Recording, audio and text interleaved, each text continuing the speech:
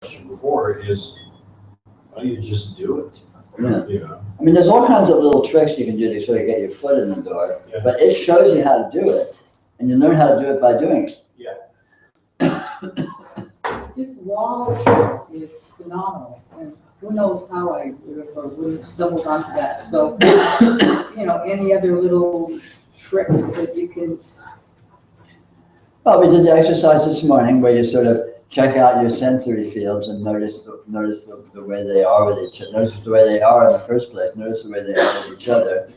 You know, just being with your experience in relatively fresh ways outside. You know, outside of, because normally you're just like you're here and you're doing your stuff, and, and then it's dinner time, and then you go to bed, and then you wake up tomorrow and more of the same.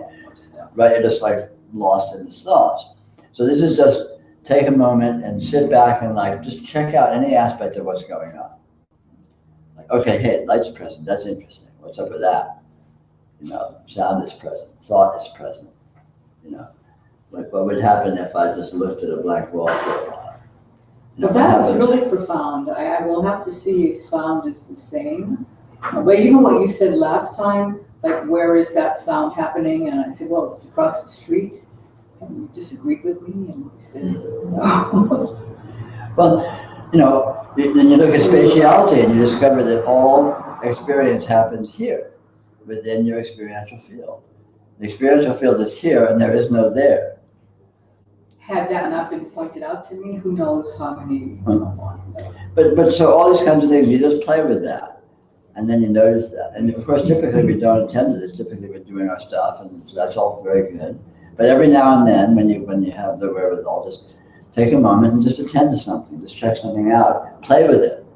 Treat it like a game, or like a toy, or like something you just don't know what it is, and you want to like poke at it and just see what happens. You know? I mean, you can't hurt it. So there's no way to do it wrong. You just screw around with your own experience, and you stumble onto things. You stumble onto interesting things. I mean, what really gets your foot in the door is just the idea that that's even possible. Look at my experience. Oh wow, I can look at my experience. It's like, I mean, just right there, all of a sudden, whoa, that's different. and then you're off and running, and then you just sort of do that in whatever way hits you, and sooner or later you might stumble on something that has some wow factor, and then you're off and running. But it shows you how to do. Experience shows you what it is. It's not a matter of getting well, let me study and do some research and build up a nice, you know, body of theory so I can. It's like, well, here's experience. Just like, look, what is this? What is this thing here? And just being with it. Just being with experience. Experience looks back. When you start playing with experience, experience starts playing back with you. So just being with your experience itself, your experience is going to start acting up. Because your experience goes, well, this isn't the same old. What's going on here? Something happening. Let's look at this.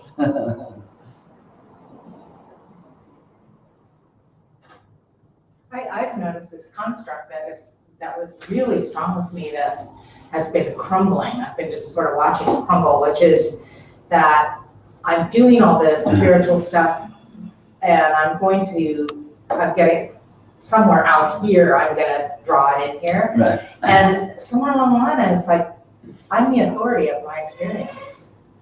I'm the total authority of my experience. You're right. You're the God. You're the goddess of your experience. Yeah. You really Who are. else could really tell me about my experience? Yeah. That's not to say, you know, I told it's like mysterious and beautiful that I can come to a place like this and you're in the experience saying these things that are intensely like helpful. And you did that. You put me here. Yeah. Thank you. You know what's doing all No that. problem. Well, actually, it's a little bit of a problem. So what's the construct that are crumbling? It's the idea that the answer, there's something like fundamentally flawed in me that I don't know. And so out here, some supposed out here, I'm going to be finding an answer that's everything will click. And it was just realizing like that, no, Yeah. that's Because not, the you that has an inside and an outside, the you that doesn't know isn't the real you. It's just this funny imaginary scarecrow that you carry around in your imagination and hold up in your experience. Because you're actually the whole thing. You already know everything. So this is really just about letting yourself drop into the mode of your own knowing, because the way you know everything is a way that doesn't make any sense. So it doesn't make sense to you that you know everything, because you say, what do you know everything? I don't know anything, or whatever, right? right. But then it's, well, wait a minute, maybe I do know something, but it's weird. Maybe it's weird and it doesn't make sense, but it is a knowing. Yeah, So it's sort of dropping into appreciating what knowing really is, and knowing is not like sitting and figuring things out or writing dissertations or something. Knowing is being. Knowing is flavor. Knowing is lusciousness. And you have all that in your experience. You are all that. yeah. So it's just like being with that in its own mode, not expecting it to translate into some rational, personal mode of some little you that is in your body and, in your persona and so on. I mean, this is one of the biggest aspects of all this. You are the entirety of your field. You are the entirety of your being. And our conscious mind and our personality and our bodies are very small portions of the field. And you are that, but you're more than that. And you aren't your persona any more than you are your non-persona. I am my emotions and my body and my personality, and I'm also the leaves waving in the tree across the street.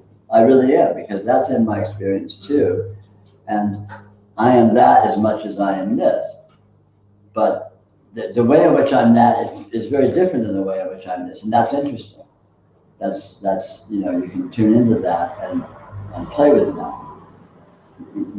We already know what we are that we know we are. The trick is to learn what you are that you don't know you are. Which is a hell of a lot of it. Yeah, most of it, because again, we tend to identify ourselves so small.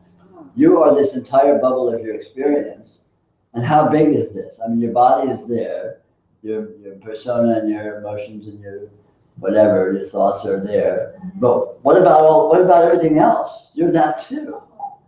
And we're not used to noticing that. That's not a normal human mode. That's not a... Because I see that as outside of me. And of course, because you're defining yourself as a part. It's like in a dream. Think of a dream. You're in a dream and you're walking down the street and someone comes up to you and you say, oh my God, maybe you're gonna mug me or whatever. I'm just supposed to do a dream and that's what's happening. You're not the person walking down the street wanting to be mugged. You're the dreamer.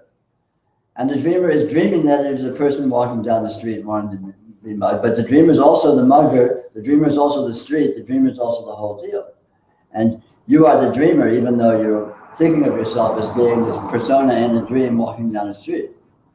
And likewise here, you may think of yourself as, like I may think of myself as being this animated person. I can wave my hands around and talk and so on and so forth. But I'm this whole bubble. I'm everything. Literally, not just theoretically.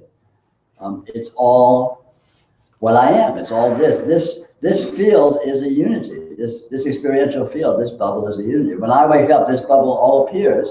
When I go to sleep, this bubble disappears or morphs. When I die, this bubble goes pop. All together, just not in pieces. It's not like the body dies and the world stays. It's like bang, it all shuts down. Right? When you go to sleep, everything disappears. It's not just your body disappears. You're the whole deal, you're the whole field. And what the whole field is and the way that it is that includes a whole lot more than just the way your mind and your emotions and your persona is and the way that works. And so you are that too. You are those other modes, and we don't know. We're used to thinking that as other. It's out there, it's something else, It's inanimate matter. There is no inanimate matter, it's all you. It's all your body. All of this that's here is your body. Literally. Not in some abstract theoretical sense, in the concrete, literal sense. Because here I thought you were saying, like, the energy, there's that word again. Because, the body is this little finite, in this little finite space. Sure. But there's something that's able to grasp that whatever is in my experience, I mean, that there's no separation, there's something that can grasp Sure, that. of course. Of course you can grasp it because you know it. But it's, But it's beyond not the a body. rational knowing. Right, but it's beyond the body, yes. It's beyond everything. It's the whole works. It includes the sun. It includes the clouds. It includes the sky. It includes the cars driving by the street. You're all of it.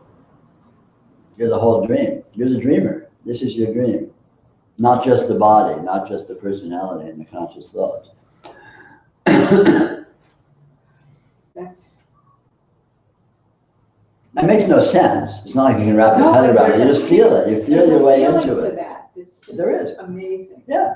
So play with that. Be with that. You know, and again, you can use hypnotic means. You can say, so, you know, if I was the house across the street, what would that feel like? You know, and then just do it. Don't say, how do you do that? How do you feel that? Just forget about how and just do it. I'm the house across the street. What's that feel like? And this is what it feels like. And sure enough, yeah. What's it mean? Clouds are me. Trees are me. Yeah, and He's so not me. even though your name's the same. And when I say I, it's not this I, it's. Of course, it's the actual I. What you are. Mhm. It includes the personality and the persona and the body, but that's just a very small portion of it.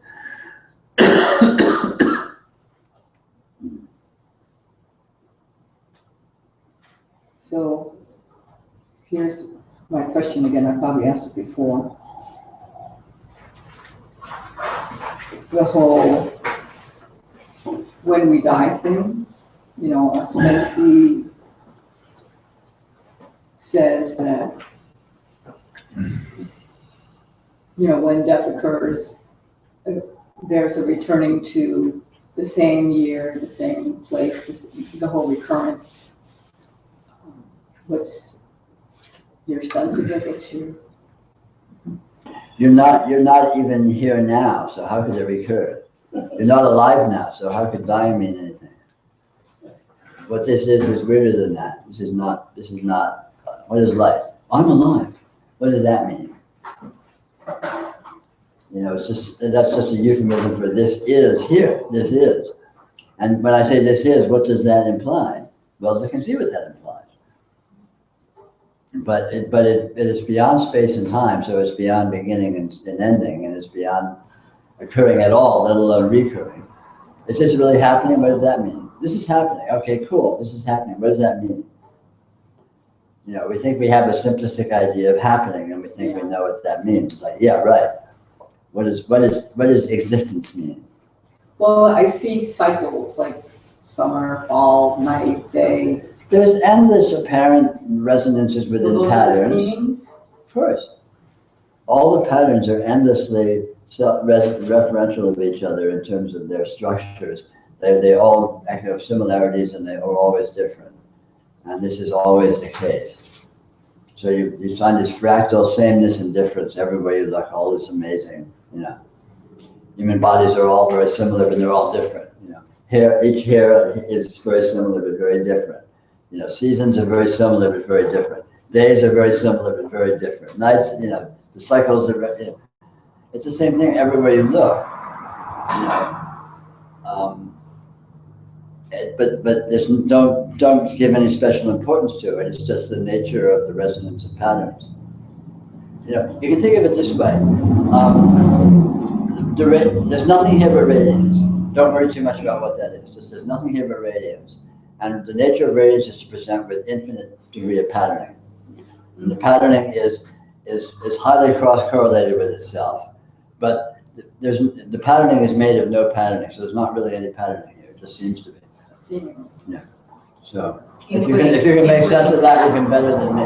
Including death. Of course. All that life and death, day and night. But none of it is what it seems to be, because it's all this, and this actually never changes. It doesn't gain anything, it doesn't decrease. It's beyond space and time. It doesn't begin, it doesn't end.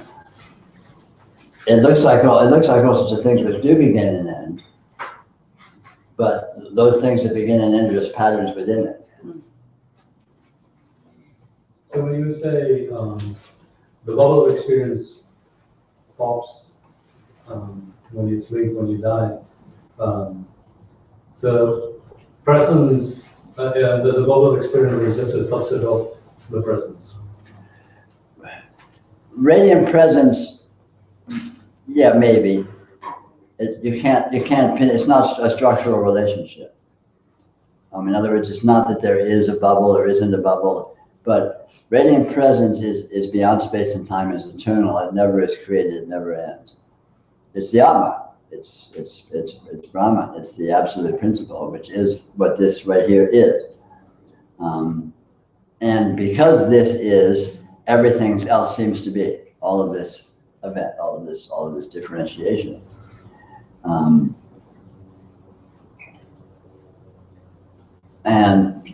Saying anything more than that is too much.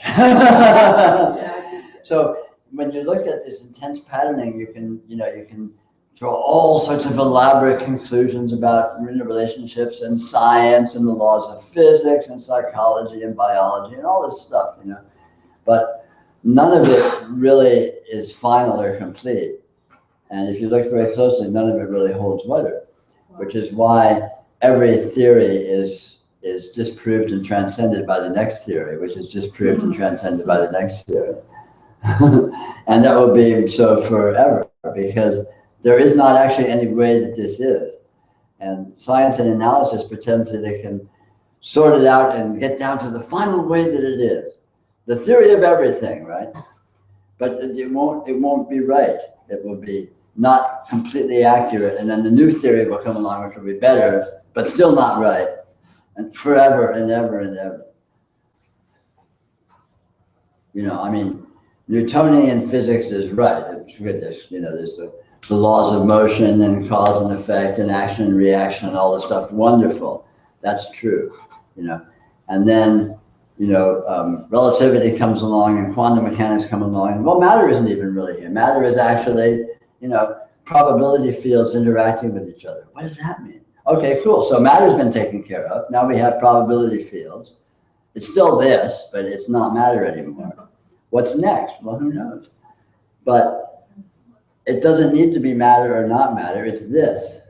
And that looks like this. And what it is unresolvable. So whether or not it's matter is trying to resolve it. It's pretending you can get a handle on it. And you can't, this weekend we haven't really emphasized unresolvability enough. Or you can call it indeterminacy if you like. This is really the most in practical terms, it's the most powerful principle that this fully and completely consists of, which is that you can't tell what anything is. No matter how closely you look, you can't tell what it is. You don't cancel it out, but you can't tell what it is. You can't actually find anything.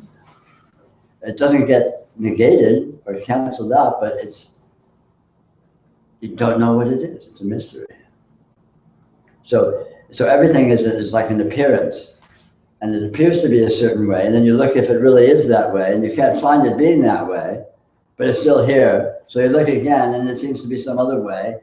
It's like scientific theories. It's like Newtonian physics or quantum mechanics. You look at it, seems to be, maybe it's quanta, probability fields. Okay, great. And you work with that for a while. No, not quite. Doesn't quite fit. And it just goes on and on and on and on. Because it's the fantasy of resolvability. It's the fantasy of achieving some final state or some end or some, resolution that, now I know exactly what it is. It's this. It is exactly this, but the exactly this that it is unresolvable to what it is. Wow. It's like trying to find what a dream is. You can't find what a dream is. A dream is that which looks like a dream, which can look like anything. A while back you spoke of seemings. I just found that really useful because the way our language is structured, we speak in language that makes it sound like it's so certain. Yeah, anything whatsoever is a seeming. That it is that is a seeming. And even that it seems to be a seeming is a seeming. So you said indicative, like with respect to the structure of the language, you said it's indicative, not definitive. And Yes. So by definitive, do you kind of mean that it's inclusive, or what was the difference? Well, definitive would mean that if I call this a cup and I look up the definition of a cup in the dictionary, or a cup is a container that holds water, and that would mean that that's what a cup is. And if this is a cup, then that's what this is, and that's all this is. Now I know what this is. It's a container that holds water. That's using language definitively. But if I use language indicatively, then a cup is a word. It's like a URL on the internet. It's like an address that is a sign pointing at this actuality. But this is whatever it happens, whatever it is, whatever it actually is, whether or not it precisely conforms to the definition of the word cup. So you're not insisting that objects conform to what you think the words mean. You're letting the words just indicate what they actually are. So if, like, for example, when I say I, if I use I definitively, well, I is the, the being that's inside my, whatever, right? Inside my head looking at my eyes. No, look at what so if I use I indicatively, what is I? I is that which I am. And when I go looking for that which I am, I cannot find anything partial. So therefore, this is I. So I refers to everything. So but I'm not expecting this everything to conform to the definition of the word I. See what I mean? I'm using I as an indicator and then letting what it indicates be whatever it happens to be. And when you use language that way, it's much easier, it's looser, it's freer, because you don't have the naive expectation that your language is accurate. Because language is not accurate, in actual fact. So when you go etymologically to explore what this word could have meant, you're actually trying to look for an indication. So you're looking for an opening. Maybe, in different ways. Etymology can be trying to pin it down more, or it might be looking more at because ultimately, I believe originally language was probably, none of it was definitional, it was all indicative. Because originally, there's, but I'm guessing, right? And so we let the object be what it is, and the sound is just a way of introducing attention. But then as language got more sophisticated and started developing definitions and all of this stuff, then it started to assume its own internal logic rather than the external logic of the way things actually are, the real world. It's like artificial intelligence. It's like it took on its own life, like in a sci-fi thing or something. Kind of. I mean, there's an implicit logic in the structure of language, and to suppose that the world corresponds to that system of logic is really naive. Yeah.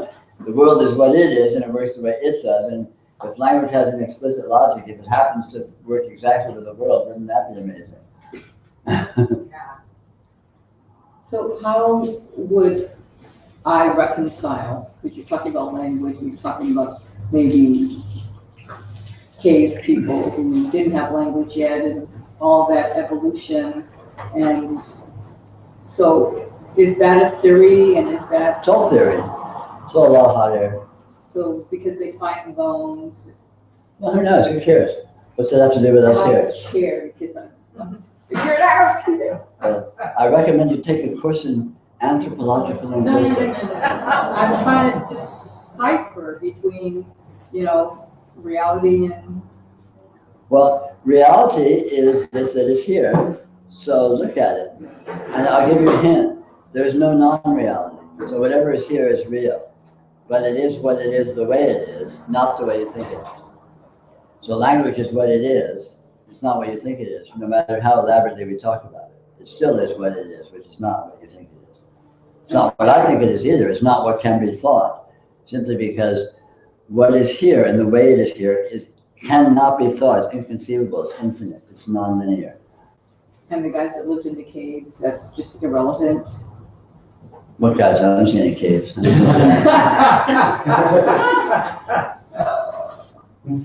That's their problem.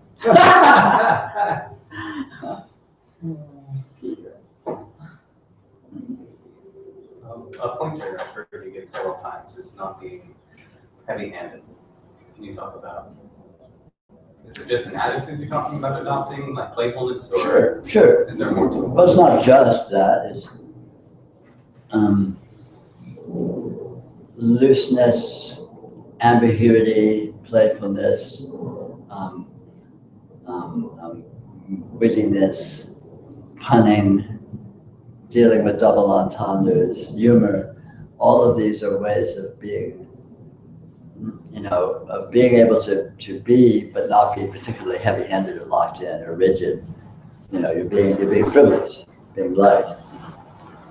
Because that's the basic mode of this is more like that than it is like structure and wanting to figure it out and resolving it and finding an answer. Oh, it's this and not that and all this kind of thing. So, the more playfully and lightly and whimsically one is with this, the more one is resonant with, consonant with its native mode. So the more it's easier it is perhaps to appreciate it as it is.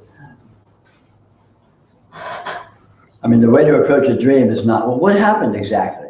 Tell me precisely what happened in your dream, right? Because dreams aren't like that. The dreams are weird. Dreams are slippery. Dreams are like all over the place. And this is the same way. So being a little all over the place yourself lets you be with this, lets you sort of be resonant with the way this is being itself, and you can kind of be in sync with it, perhaps a little more easily. It's less of a square peg in a round hole kind of thing, maybe. It's not like this is a certain way and I don't get it, so I have to get it. It's not like that. It's that this is no way, and I think it is a certain way, so I have to lighten the fuck up. Get off my high horse and chill, have some fun, just like sample it, taste it, be with it, dance with it. Because it's more like that. It's playing with itself. It's more like that than it is like, it's got a problem and it's working on a solution.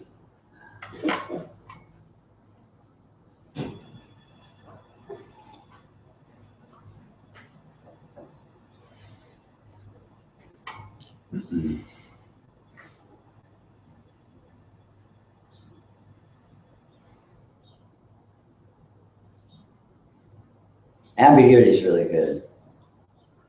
So you can be doing something and not doing it at the same time. So what we're doing here, sitting and talking, is really valuable, and it doesn't matter at all, and it's absurd. It doesn't make any difference. Both at once. Why not?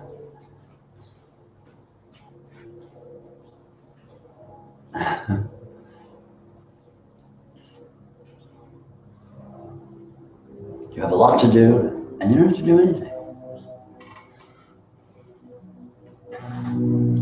Is it because perhaps, yes, it doesn't make a difference, but then when caught up in the story, there's a lot of dissonance inside. Yes. That it kind of is somehow more pleasant to just look at the non-difference between the two. Sure. I mean, dissonance, any kind of dissonance or dissatisfaction, let's look at confusion. Confusion is caused by the fantasy that there's supposed to be some clarity. When you get that reality is confusion, then there's no confusion because there's no clarity possible, so there's no dissonance. There's no frustration. This makes absolutely no sense. Okay, well, so the fact that it makes no sense to me then makes perfect sense. And all of a sudden, I'm nice. Rather than, this makes no sense to me. I'm confused. I'm lost. I have to really work like hard, really work crazy to find the answer, to solve it, to see. No. This doesn't make any sense because it doesn't make any sense. It's like, oh, I got it. I was right the first time. I'm confused because this is confusing. Oh, okay, cool. And all of a sudden, problem solved. So again, it's sort of by just lightening up, by just relaxing with it, rather than trying to solve it or struggle with it. Because the nature of this is to assume its own nature, to manifest its own nature. So you don't need to do anything. You just relax, and this does all the work. It's like water flows downhill. Reality moves to itself. Reality, the very nature of reality is to move to itself. And so you sit back and put your feet up and let the spiritual progress take care of itself. Go get a beer,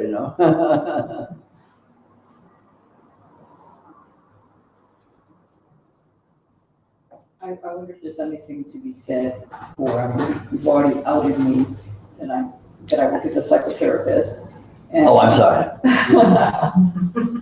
Because some hypothetical person, there might be a psychotherapist. Yeah. So I work with a lot of people who have like just amazing negative judgments. Sure. Every time they turn around, oh my God, I didn't turn enough to the left. Or Mm-hmm. I wonder if there's, what was Peter said? What would Peter do? About that? Yeah. Well, I mean, this is an example again of just of the mechanism of hypnotic, self-verifying, self-appearing, there's some good word there that I could say, where self-fulfilling, because you're holding it that way, then it seems to be that way. So, oh, I'm terrible, I failed, then all of a sudden you feel like a failure. But you're hypnotizing it. You created that by holding yourself to be a failure in the first place. Do the opposite. I'm a success. I did everything right. It's the world's problem. Everything's fucked up. Blame the world, and then all of a sudden you can feel great about yourself. Prove it's not. Prove it's not the world. Yeah, whatever. I mean, I'm being silly there in that instance, but sure. I mean, again, we hold things to be a certain way, and we create that reality for ourselves by holding it to be that way. So it becomes it's a self-supporting circle, feedback loop.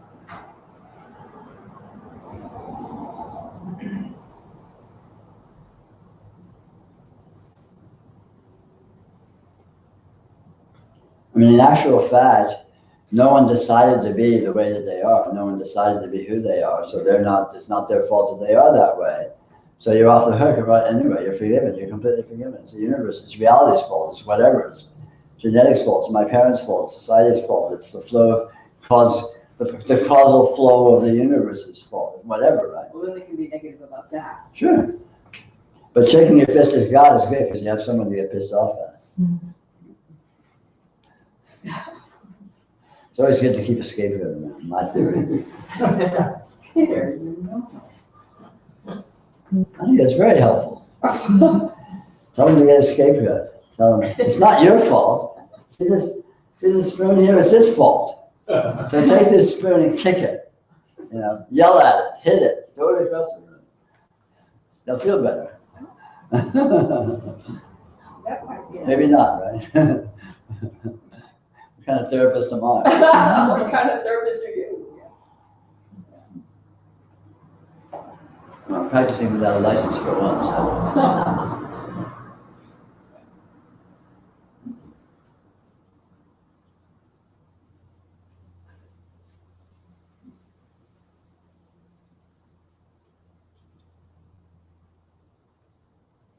Well, it's been good this weekend, and it really kind of illustrates the very nature of all this. You just sort of touch on it any old way, and then just let go, lighten up, and then touch on it some other way, perhaps. Touch on it, It's not like you're building anything or figuring anything out. You're just sort of playing with it. So just touching it one way, being with it one way, exploring something, no matter how frivolously or how instantaneously, just be with it for a while and just let go and drift around. There's conversations like that, we talk about some point and we look at it and we let go of it and we talk about something else. And nothing's achieved, nothing's gained. It's just sort of chatter and talking about this. But something can be percolating. But that's the point, it's all percolating. This is always percolating. But its mode of percolating is not that it needs to be percolated.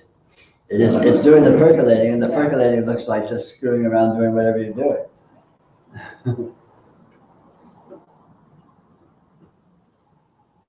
And we've covered a lot. We've covered a lot of ground. We've covered a lot of intense philosophy, intense practical, spiritual practice, subtle energy work, all kinds of things, just by, dipping in and pecking here and pecking there and bullshitting about something. And So the Joshua Tree retreat, how you expand that out to, 4 days, 5 days? yeah, it's like 4.5 days. What is that look like? There's one way to find out. I know. It's different. And yet strangely the same. I thought you put a little plug in for the Seattle people. No, I like to let people do whatever they want to do.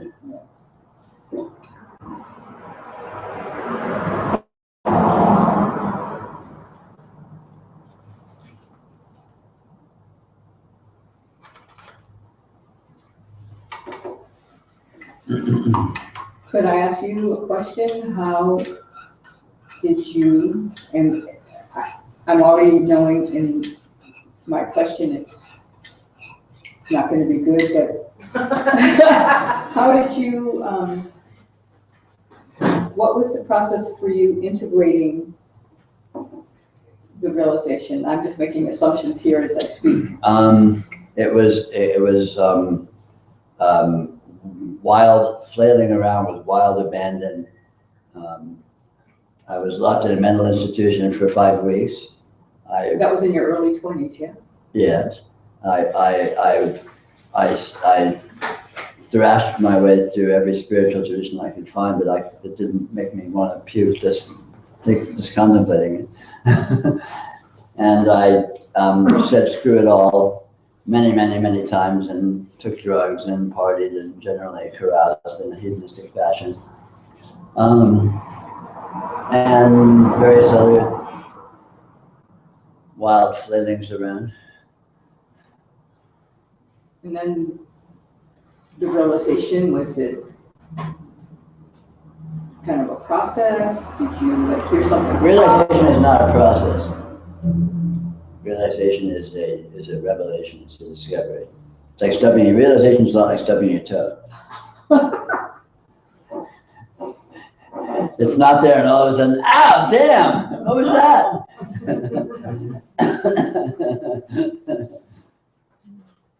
Because, I've read, some people, one woman described it as she felt or heard something like pop in her head. And No, you know what realization is like? It's just like this. It's exactly like this right here. This right here is exactly what it's like.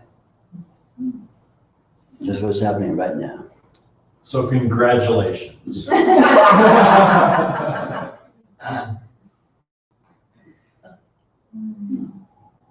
But is it more real? That's the question. I'm sorry? What is it more real? What? More real. More real. No, of course not. Because half the time it's, How could it be more real than this? because it seems like I'm identified with a state of stupor. So what? What's wrong with being identified with a state of stupor? How do you do that? Where does that come from? How do you identify? What's doing the identifying? It's miraculous.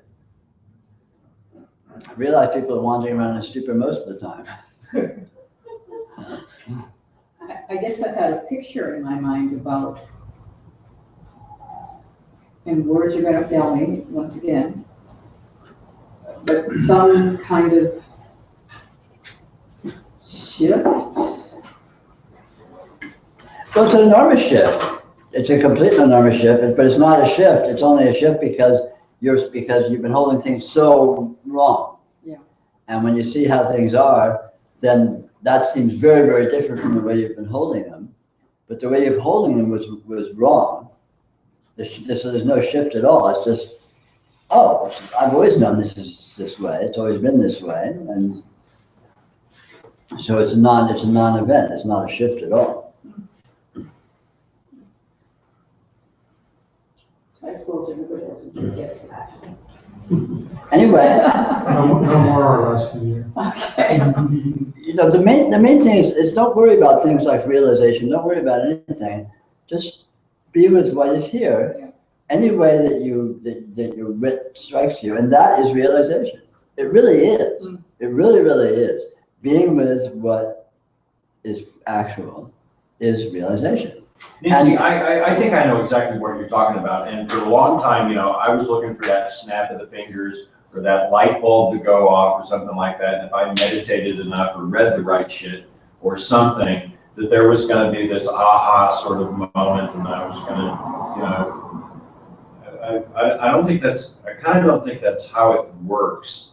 And, you know, for me, if I overthink it, you know, it's, then I'm Yeah. just a little farther back down that hill that we were talking about yesterday on the way up the hill, you know. I don't think there is any snap of the fingers. I don't think there's any light bulb. No pop. Realization. Perhaps not. Realization is the discovery that there's no hill, even as you're walking up it. And you can continue to be walking up it, but there's still no hill. Oh my God. Yeah, baby. But it has nothing to do with walking up a hill, or not. But I'm still out of breath. Yeah. Yeah. My. But yeah, you know, in general, you know, in practice, I would say, don't worry about realization. Don't worry about big theories. Don't worry about anything. Just groove on your experience, and that is everything. That's fine. That's a complete spiritual practice. That's a complete yoga, and that is actually what realization consists of. That's fine. So you know, in Dzogchen, they say you use the goal as the path, and the goal is what this is. So you use what this is as the path to what this is, and it already is what it is, and here it is, and you're already it, and so you be with this that is here, and that is the path to discover what is here, which you already are. I mean, what could be simpler? You know, if I could pare that down, I could put it on a matchbook cover. You know, edit out a few words there, simplify the grammar. I think I've got it right here. But the goal is what's here. There's nothing else but what's here. You are what's here.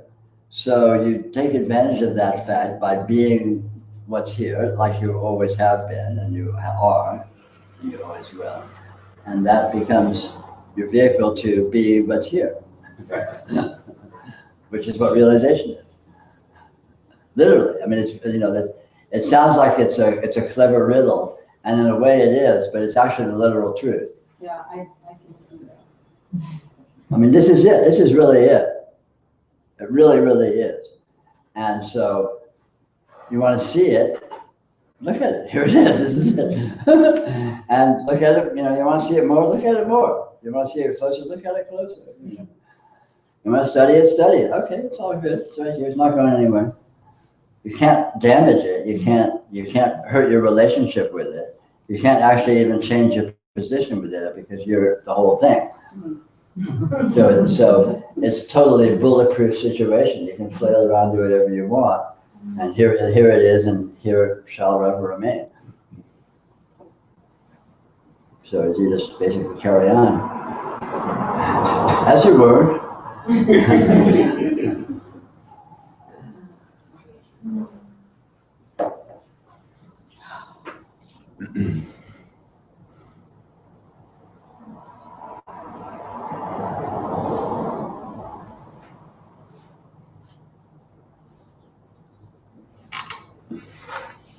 Another conversation stopper. We gotta work on that.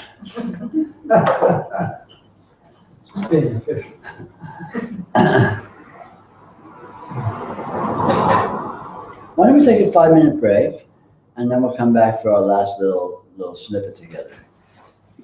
Does that feel good? Yeah. She's done such a good job, you know, these questions. Well, I completely destroyed the possibility of being any questions.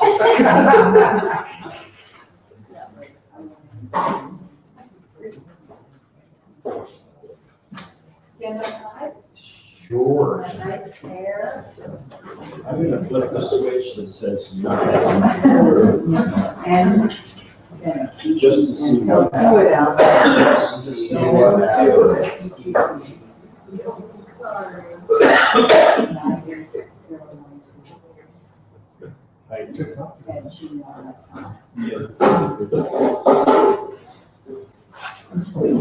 You okay with it?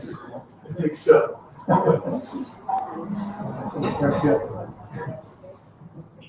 We're done here. Overdone. You're done. It's done. It's done. It's done. The roast is done. Yeah, right. Right. Right.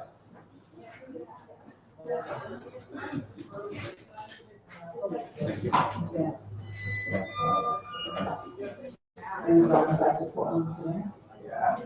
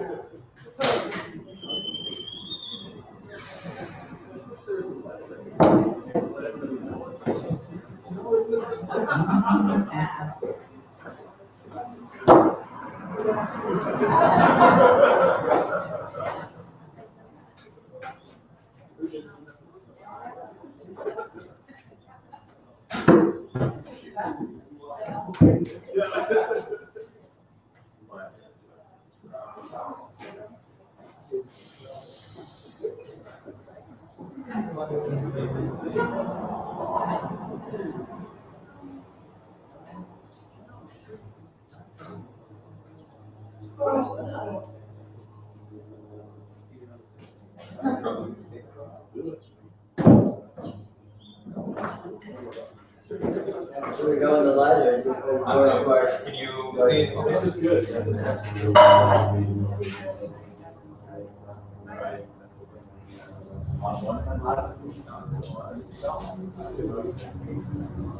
I'm so unphotogenic, it's not worth trying to put it on. Yeah.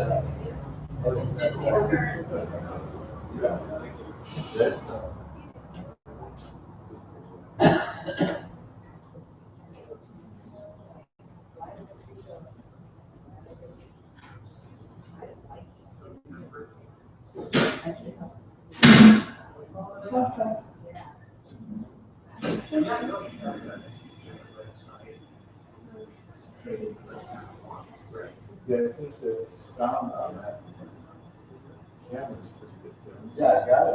Like when you had, if you did, yes, the sound and also it allows you to work that nice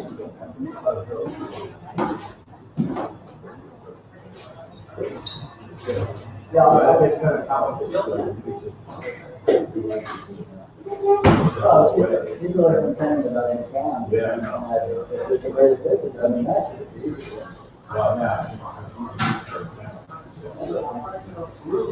If the sound, people are saying the sound for is okay. Oh, yeah, they're saying it's good today. So if it's good, you hear it, it's very good.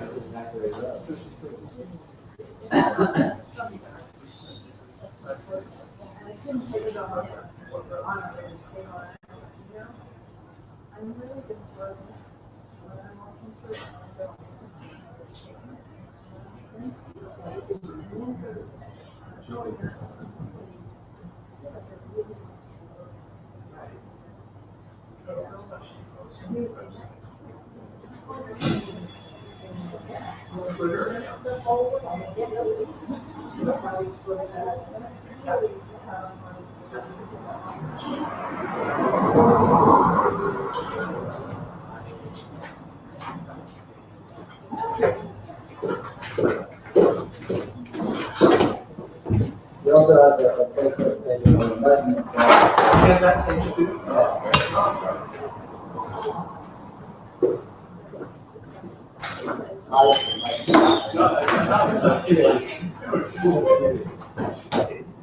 I didn't get my email last night, Lindsay, because on my brother's computer, I couldn't figure out how to use it. I just sent it today anyway. Oh, did it? Oh, good, so maybe we can touch base.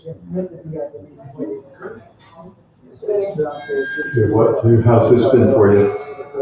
Super, yeah. I've listened to so many of these talks, in a sense, I already. Yeah. I know what's coming up, but it's just. It's nice to be here with you. It really is. I still get very much caught up in machinations and all that sort of thing, so it's good to get reality. How simple this is. Yeah, it's like it can't be that simple. Yeah. Given the way we were.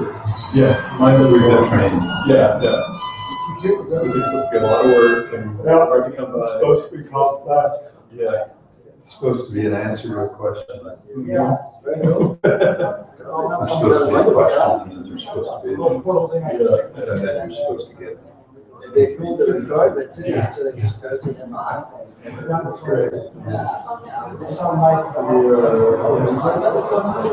No, I'm staying home. My wife is going to a retreat and she's involved in a group called Waking Down. It's close to Waking Up. Have you heard of it? Yeah. Samuel? Samuel. Right, yeah.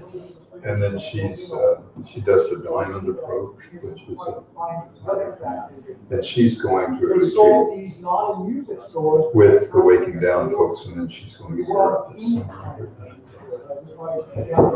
Is she a bit of an academic?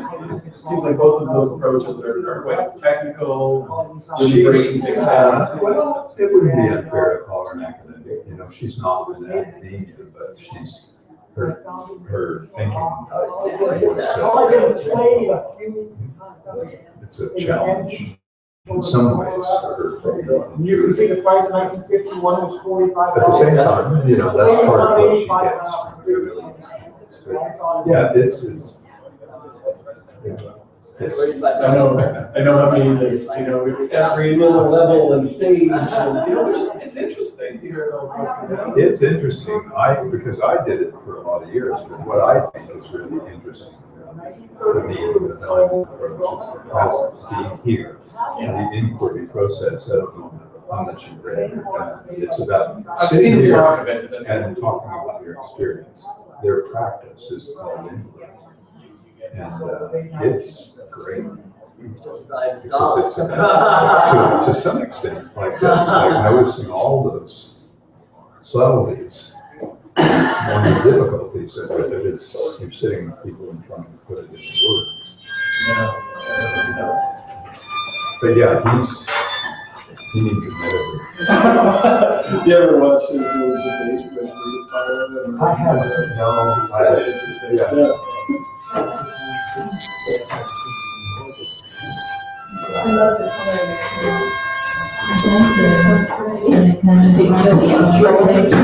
Jillian Keller. Yeah. You'll know if it's the right one. She looks like a Barbie. Yeah. I mean, it's kind of a joke during this website. It says Enlightenment Barbie, but she actually is. Is it Enlightenment Barbie? Or Enlightenment Barbie. Enlightenment. Is that a website? Yeah, it's a Facebook page. A friend of ours. It's this young girl who's enlightened, she's about 31 or something, and she's a total babe. She calls herself Enlightenment Barbie. That's great. And she was describing, because I saw it briefly, I couldn't hear well, her process of waking up. It was blam. She wrote a little story about it. I think it was called Blam or something. Are we back? We're backish? Yeah. So, to sum up the whole thing in 3 short statements. Okay, this is it. This is the real final thing. 3 statements.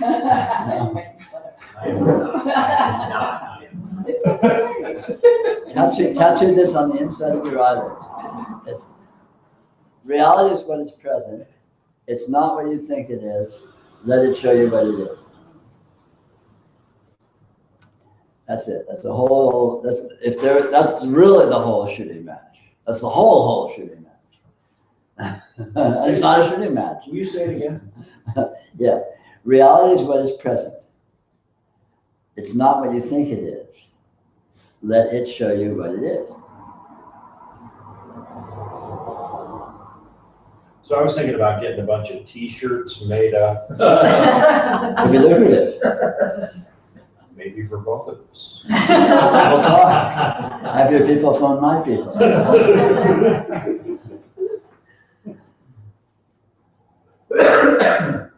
So when you hear words like oral transmission, I mean, and those 3 are profound to reflect upon.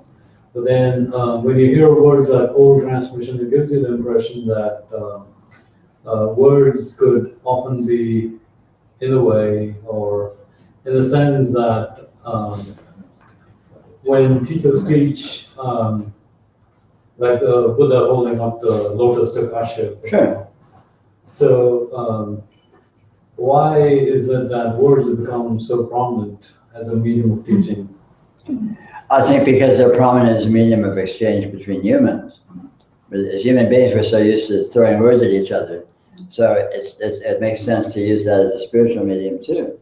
But of course, in spirituality, there's more to it, and that's where but in normal communication, there's more to it too. You know, words don't stop at words. There's affect, there's body language, there's psychic vibes, there's all kinds of, I mean, God knows what content is involved in the exchange of talking to somebody. And so this is true in a spiritual context too.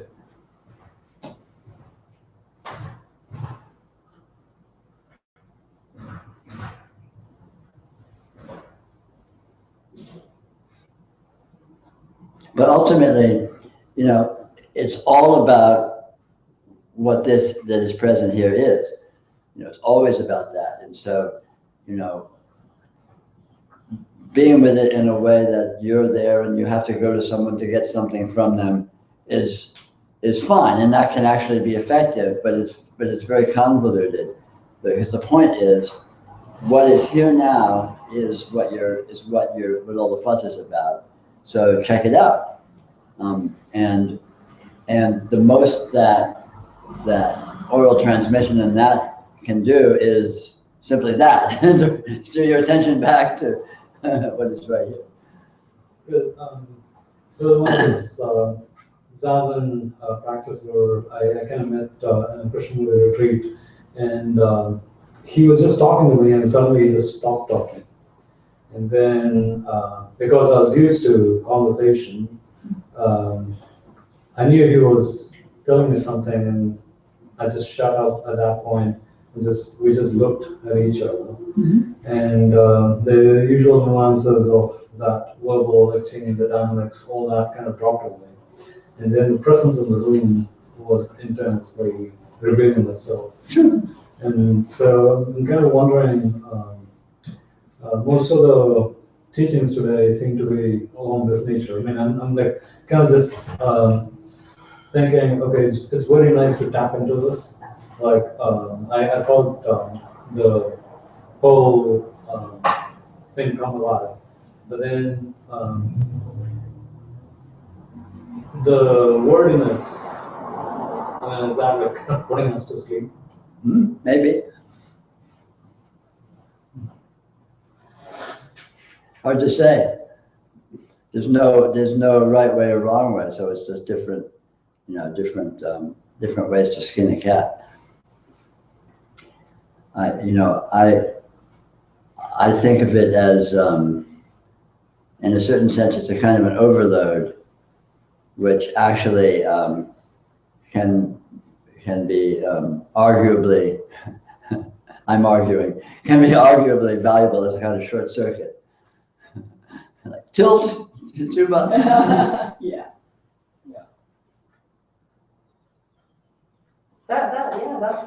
Yeah, I feel that. Yeah, that it's Because, something else. because it's so, our inclination is to want to settle on it as something.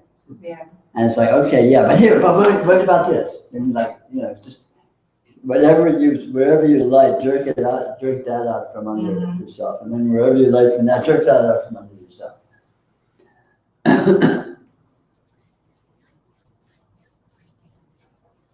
But, ultimately, it's all about you, so.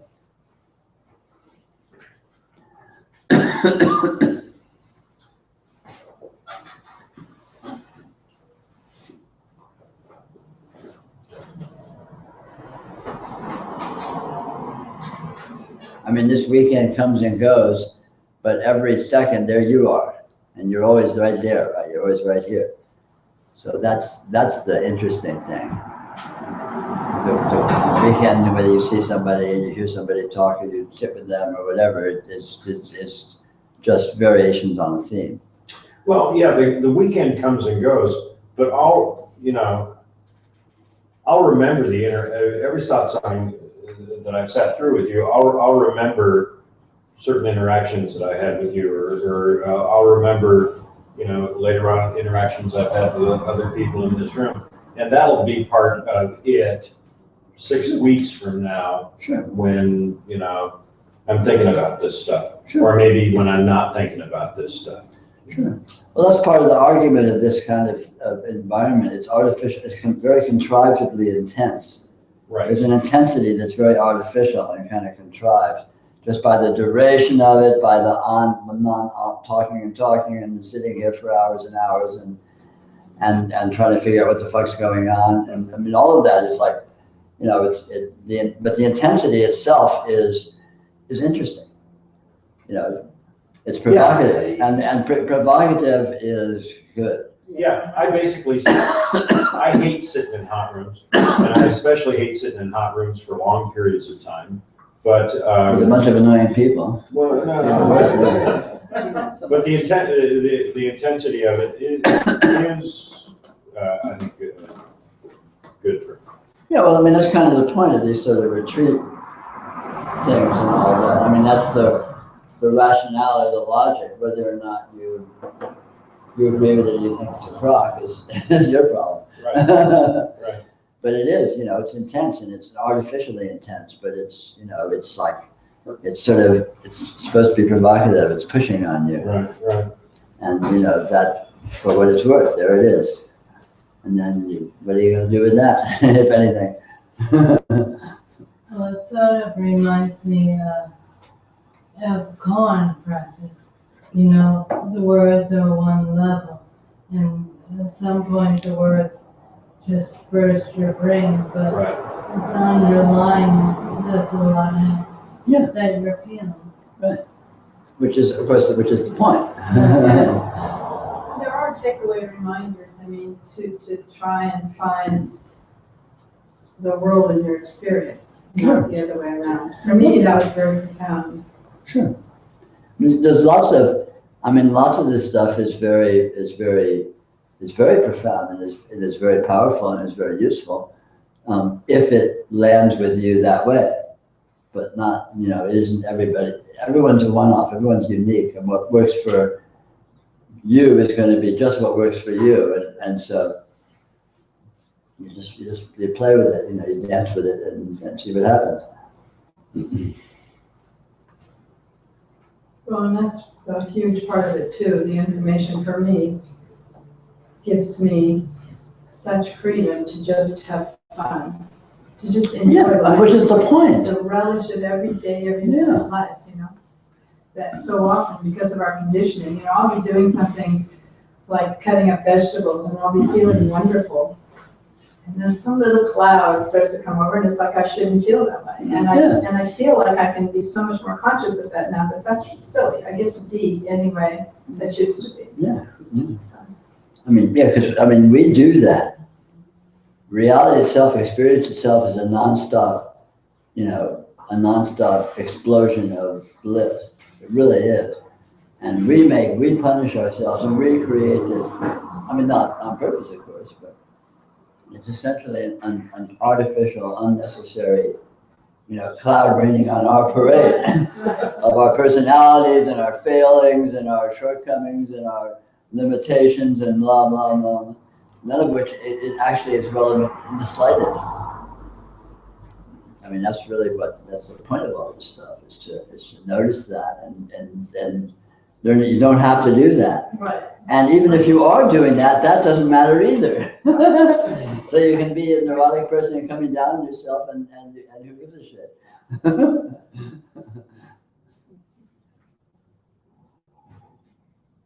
I choose the other. Hey, go for it. I'm with you. On the other hand, I'm a little bit neurotic, so don't get my wife started. She's an expert on my shortcomings. She could carry on for days, probably. Cataloging.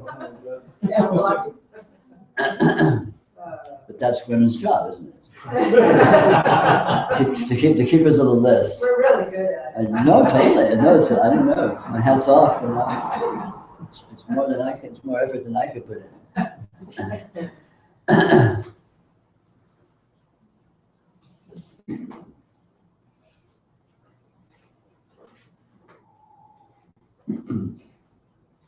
So just to recap, that was a great reminder, finding the world in my own experience. Sound is only here. Sight, even if it's the plane over there, it's only here. So that is an example of finding the world in my own experience. True. Look at the sun and see where you're seeing the sun. Where is the sun when you're seeing it? It's here in your experience. Or how would you be seeing it? And you can have the imagination, oh no, it's 93 million miles away. Blah, blah. It's like 93 million. It's right here. You wouldn't be seeing it. You're seeing it here in your experience. And that's the only place it is. Yeah, 93, and your experience is bigger than 93 million miles, I guess. You see distant galaxies, light, hundreds of light years away, and that's here too. So boy, you're pretty big. Yeah.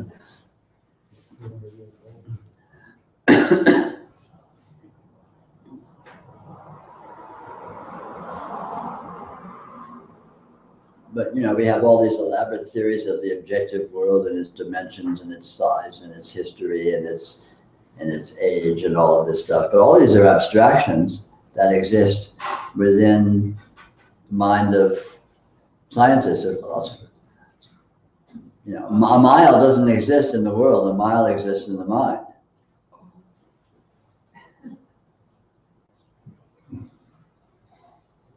You fly up in an airplane, and I can fly, when I take off tonight, we'll be looking down in Seattle, and I'll look down and I'll see, 20 miles or 30 miles of the waterfront, and those 20 miles or 30 miles are right here in my experience. So how big is a mile? Well, it's about that like that.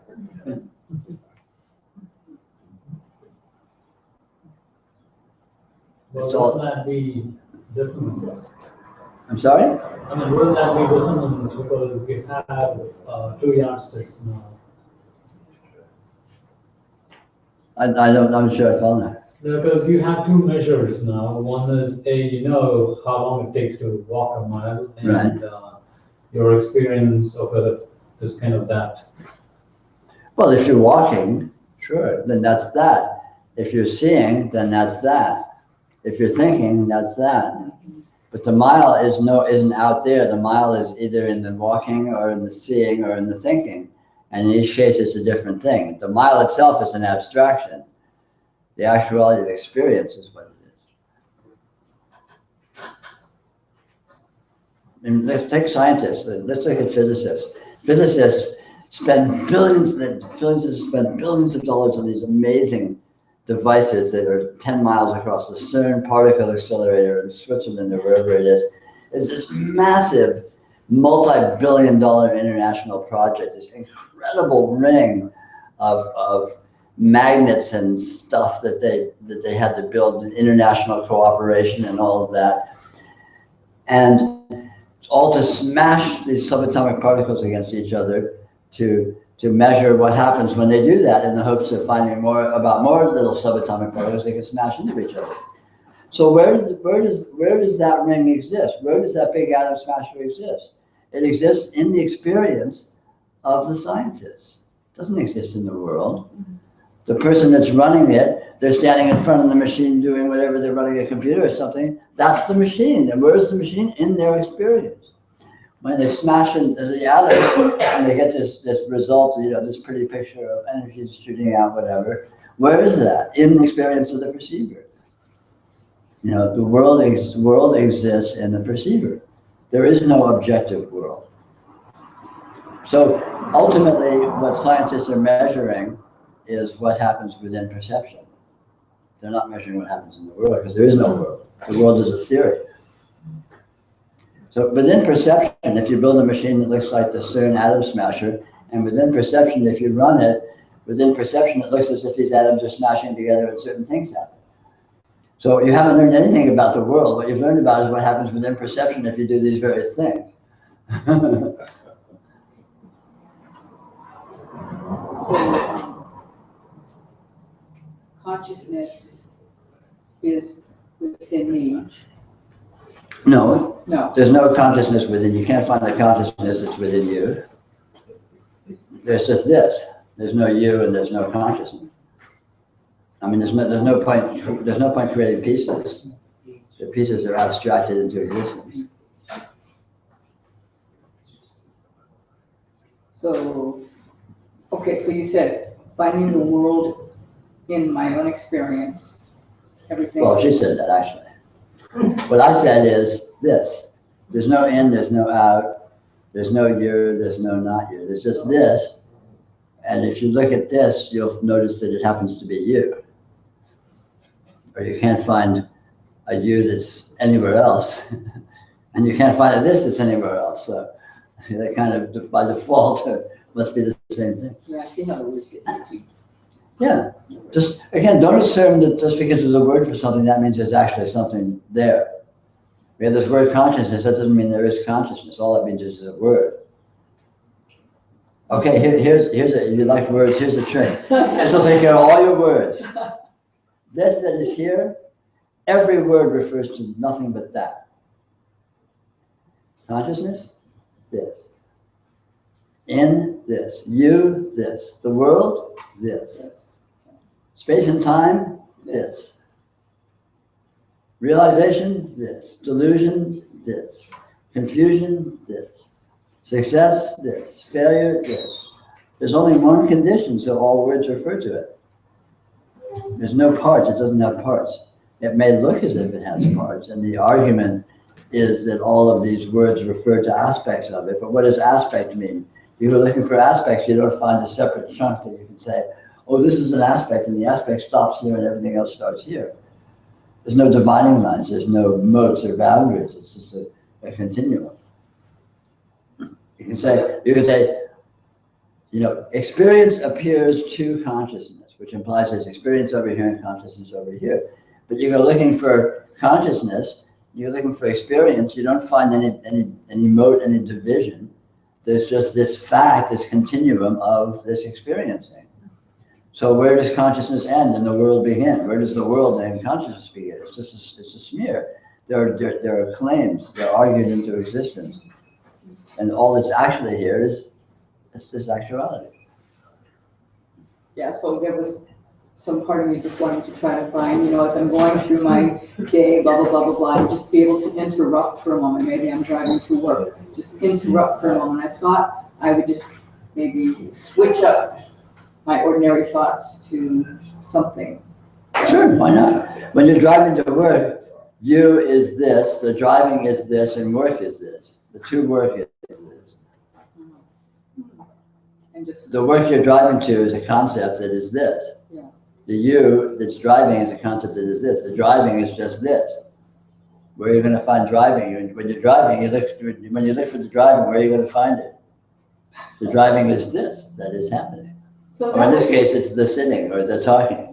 that would be kind of unique to hold, just to. Well, it's not holding it, you are it. You can't not hold it. You can't make it go away. But it seems like like Ramdas, for instance, he kind of say that he named himself that way so that whenever somebody called him, he'd remember he was a servant of the Lord. Sure. And so, in terms of like somebody kind of telling me, go get me a cup of tea or whatever. So what reminds me that what the cup to get all that is this. If anything exists in actuality, the actuality is your experience. That's the only actuality they can find. So if the cup is an actuality, it is you, this experience that's you. If getting is an actuality, then it is this actuality of your experience.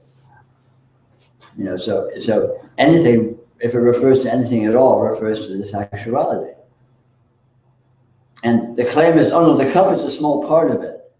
But if you're looking for the small part, where does the part end in the cup? You can't separate the cup. You can't take the cup out of the actuality of your experience and say, here's the cup, it's separate, and here's my experience. You can't do that. It comes with. You pick up the cup and all of your experience comes with it. It's like it's stuck to it. It's like the cup is a handle for your entire experience. You pick it up, you're picking up your whole experience. You can't separate them.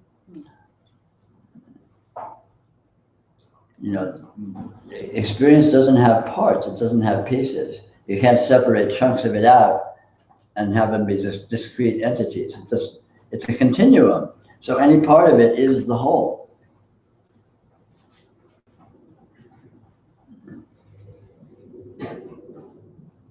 The field of vision, let's just take a small portion of the experience, the field of vision is an entity, is a unity.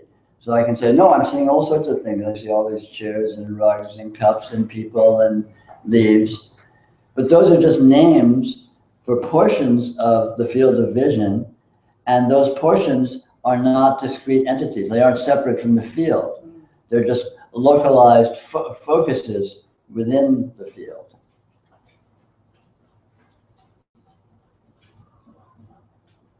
So the only reality, objects don't have reality, only the field has reality. So objects is a name for the field. What the field of vision looks like here is a glass. But it's the field of vision that I'm seeing that looks like a glass here. But this is not separate from the field of vision. This is the field of vision, what it looks like here. And this is what it looks like here. And this is what it looks like here, and so on and so forth. Because the field of vision is one thing that looks many ways, depending on the perspective you have on it. And the field of experience is the same way. It's one thing that presents itself with infinite variation, but it never departs from itself. It never becomes anything other than this one thing that it is.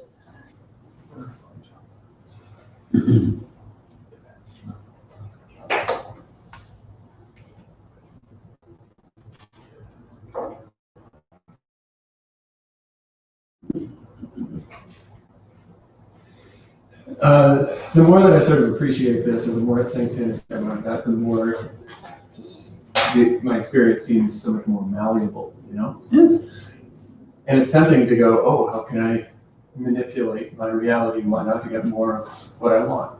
It's just a fool's game, isn't it? Always or no? Maybe yes, maybe no. I mean, if you discover that what's going on here is different than you thought it was, there may be implications, and those implications may have implications in terms of different modes of engagement and so on. And you're free to explore that and or exploit it if that seems appropriate.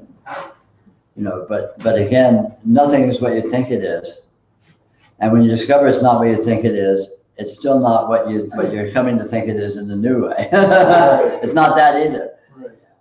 But putting any energy into any of that manifestation type stuff Well, it's ultimately childish, Yeah. you know, and yet it's viable. Many people do that. You know, you can gain enhanced functionality by being with this in new ways, and you can exploit that enhanced functionality all kinds of ways. You can start giving spiritual talks and charge millions of dollars, and you get people to throw money at you. You get lots of, you know, sex and acclaim and all this stuff, right?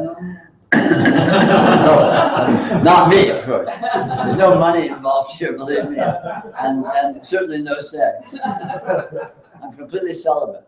My parents were celibate too. They never had sex.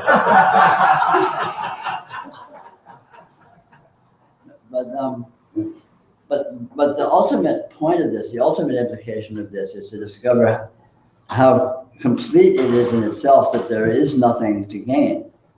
And that's what liberation looks like. That's what realization looks like. When you discover that nothing, it's in its final state, and it can look all these various ways, but it never actually gains anything or loses anything by what it looks like. And when you discover that, you discover satisfaction, you discover completeness, you discover fullness, because it keeps changing shape, it keeps looking different, but it never actually gains anything or loses anything. It never actually wins. This is the winning. You know, this ongoing weirdness of looking different ways is the fullness. So any desire to manipulate experience in any way would be creating separation, which would be... Not necessarily. Okay. Desire and exploring desire can be a vehicle for engagement, which ultimately is a way of exploring experience. I mean, all functioning, all engagement is ultimately exploration. So, you know, suppose you had a desire to take up, you know, painting, and you studied, you worked hard painting, and you painted, and you wanted to show your work, and you showed your work, and you discovered people were interested in it, they can pay lots of money for it, and you started painting, and they paid lots of money. It's not like there's anything wrong with that. It just becomes a vehicle of engaging with experience in a different way that is potentially, you know, a learning experience, let's say. But it looks like something is gained in terms of he's gonna become an artist and be accomplished and. That's a gain? Becoming an artist is a gain? Well, I don't know. Depends who you ask. You know, again, gain and loss is you know, is spin doctoring. If humans were all very familiar with the consensus reality games of that money is gain and fame is gain and all these various things. But when you look at it closely, that turns out to be a rather shabby facade. You know, the real gain, if anything, is satisfaction, it's fulfillment, it's happiness. And that is found in richness, you know, in enjoyment, you might say. And that turns out not to really be all that dependent on things like money or fame. Oh, they're every year.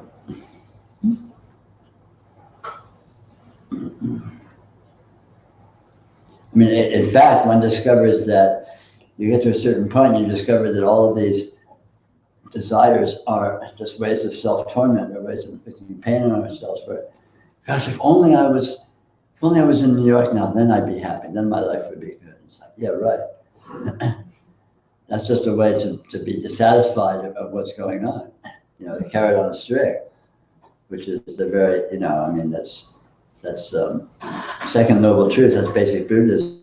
The very cause of the problem, of the spiritual problem, is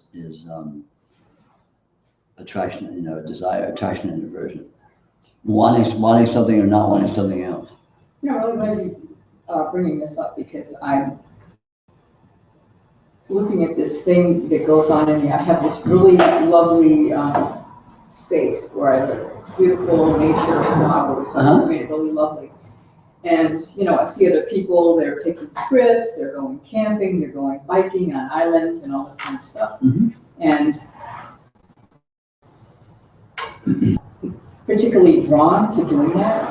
And there's a part of me saying, gee, you know, you're not really creating very many experiences for yourself. You know, you're getting older and blah, blah, blah, blah, blah. And so it's just kind of interesting what you're saying here. So you're not creating experiences for yourself is a way of denigrating your current experience by saying it's not experience. And the supposition that if you were going on these trips, then your experience would be more experience. Yeah. And then you'd be on the trip, and then what? And then you'd wish you were on a better trip. Because this trip's okay, but it kind of sucks. It's not all that good after all. I should have stayed home. But anyway, you know, as we become more mature with this, we discover that all of this objectifying and all of this trying to chase after goal orientation of trying to achieve certain objects or certain conditions with the idea that it's an improvement. Yes. And trying to avoid certain other conditions with the idea that they need improvement or that they're a lack. Yeah. You discover that that is absurd, not because it wouldn't be, the logic wouldn't be true, wouldn't be good if your assumptions were true, but your assumptions are wrong. You can't, because of the actual unresolvability of experience, you can't know what any condition actually is. So you can't know if it's good or bad. It's too weird to judge. You can't know if it's good or bad. It's too nonlinear, it's too infinite. And we assume we know what things are, which is through oversimplifying, through denying the actual unresolvability of experience. We pretend we can resolve it. Oh, I know what this is, you know, and it kind of sucks.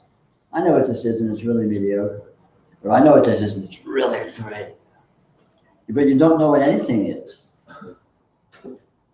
It's impossible to know what something is definitively because things are unresolvable. You can't pin them down. It's good, just I can stay home. Exactly. And like my flowers. Yeah, because you discover when you learn what experience actually is, when you learn the experiences is unresolvable, when you learn that you can't really abstract these objects out of experience, when you learn that experience is continually coming and going and shifting, so you never have anything anyway, because whatever you have is already gone, because it's become something else. I mean, like now. The logic of gaining things and trying to improve yourself, it turns out to be an absurdity. Because experience it's never increased, it's never improved. It's always exactly this. It always looks completely weird and it's already gone. It's whatever it looks like is already gone. It's already gone. It's not like it's here for a little while, then it disappears. It's already gone. You know, okay, I'm gonna say a sentence now. The sentence that I'm saying now, where is when I started saying the sentence? Where is it? It's gone. It just doesn't exist. It's nowhere. It may as well never have happened. We can remember it happening, but that we're remembering it now. It itself is completely gone. It's nothing. It's zero. And the present moment is always that. The conditions of the present moment are already gone. Always. They're always already gone. So the conditions are continually slipping away. And it's not like they're here for a while and then they slip away. They're slipping in the appearance, and their appearance, that's the slipping away. You know, time is very, very weird stuff. And in the face of that, this is like a dream, you know. Oh, I'm in this dream, I'm gonna get something great. It's like, yeah, well, good luck, it's a dream. You get something great and then the next instant it's turned into something else. But when, like Annamalai Swami, he kind of said something like about your normalcy, and I'm trying to connect those two. And so he was saying the easing into or the relaxing into, if you just do that enough, then that is your new normalcy. Would that be right? You relax into what? I'm sorry? Relaxing into the real. Yeah, of course. Of course. It's all about relaxing. You know, all of this elaborate structure and all of this elaborate posturing is intense effort, it's creation, it's put there. When you just let go, what is there? Just, you can't even say. And that relaxing, just relaxing is into reality, because there's nowhere, what else can you relax into? And unreality, all of these ideas and concepts and elaborations, it takes intense effort to create. It has to be put there because it's not here to begin with. You know, the world isn't telling you it's all this stuff. You have to go to the effort of telling it. The trees aren't telling you they're trees. You have to go to the effort of saying, oh, that's a tree. I just worked to say that. The tree's doing no work at all. It just is. It's not even a tree. It just is this. And everything is this. But no, this is a room and this is a rug and this. I mean, what a lot of work cataloging all these things. You have to come up with that. You have to create that. And when you just let go of that, relax, what's left? You can't say, but you don't need to say, because here it is. Very simple. I think that's a good thing to close on. So anyway, I've had fun this weekend. I hope it's been interesting for you in whatever way. And thank you very much for coming. Thank you. Thank you, Steve.